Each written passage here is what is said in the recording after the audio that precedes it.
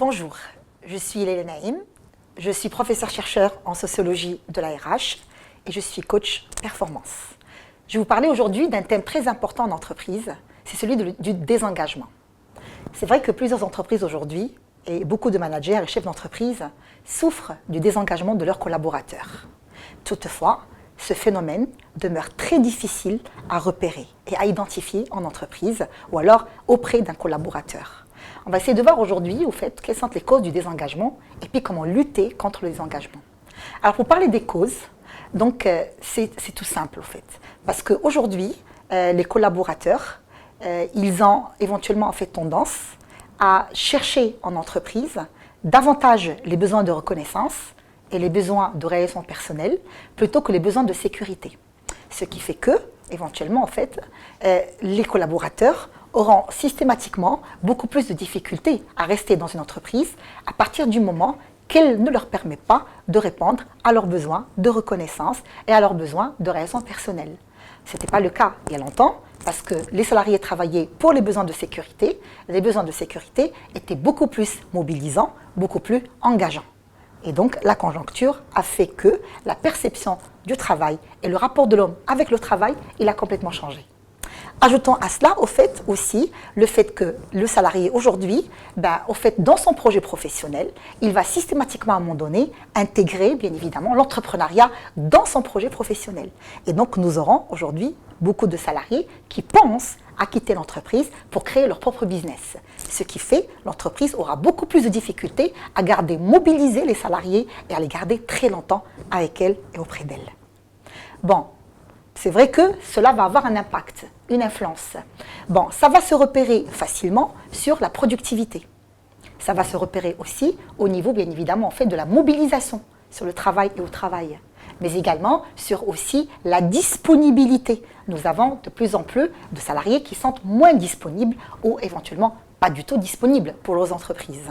Et aussi, éventuellement, ça pourrait aussi se repérer, bien évidemment, dans un sentiment de non-implication ou alors éventuellement en fait j'ai envie de dire, voilà, donc de non-assiduité ou alors non-implication, tout simplement. Voilà. Bon, maintenant, comment aider l'entreprise à lutter contre le désengagement qui, comme on l'a bien vu, il a des aléas sur, bien évidemment, en fait, le devenir économique de celle-ci. Alors, je partagerai avec vous 4 grands conseils qui, bien, en fait, permettront aux managers de garder plus engagés leurs salariés. Alors, le premier conseil, c'est celui, bien évidemment, relatif à la communication interne. L'entreprise devrait mobiliser les ressources, les moyens, les outils et aussi les stratégies pour éventuellement communiquer de façon continue avec les salariés et avec les collaborateurs. Parce que, comme on le dit, priver l'homme de l'information, c'est défaire les liens qu'il a avec l'organisation. Et donc, l'information, la communication va garder les liens tissés entre le salarié et son entreprise. Deuxième conseil, construire du sens. L'entreprise, les managers, les chefs d'entreprise devraient aider leurs collaborateurs à créer du sens. C'est-à-dire à comprendre la mission pour laquelle il est engagé, mais également lui donner une mission ou alors une tâche qui est valorisante, qui lui permet bien évidemment en fait de booster son identité ou éventuellement d'avoir une estime de soi qui est bien sûr intéressante, mais également une confiance en lui-même. Et ça va aussi renforcer les liens qu'il a avec l'entreprise. Troisième conseil, c'est bien évidemment en fait l'impliquer dans la stratégie, l'impliquer dans le processus de prise de décision. Et donc, ne pas subir les décisions ou alors les percevoir comme peut-être bien en fait une punition ou alors comme quelque chose qui est étranger à lui ou alors qui va systématiquement en fait plutôt le bloquer dans son travail, mais plutôt l'impliquer dans la prise de décision, demander son avis, être à l'écoute du collaborateur et du salarié, mais vraiment le faire vivre dans l'entreprise et le faire vivre dans les décisions d'entreprise.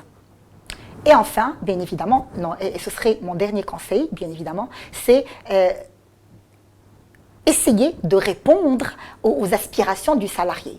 C'est-à-dire, si éventuellement le collaborateur est dans l'entreprise pour une évolution personnelle, pour une évolution personnelle, si bien en fait le collaborateur est là pour être formé, etc. Donc, mettre en place une stratégie win-win qui permettrait aux salariés bien sûr, de se réaliser, qui permettrait aux salariés de gagner sur le plan personnel et sur le plan professionnel, tout en s'impliquant et s'engageant pour les intérêts de l'entreprise. Aujourd'hui, éventuellement, il faut mettre en place cette relation de gagnant-gagnant. Le salarié, il gagne à être dans l'entreprise et à s'impliquer dans l'entreprise, et l'entreprise, elle gagne à avoir un salarié qui est impliqué.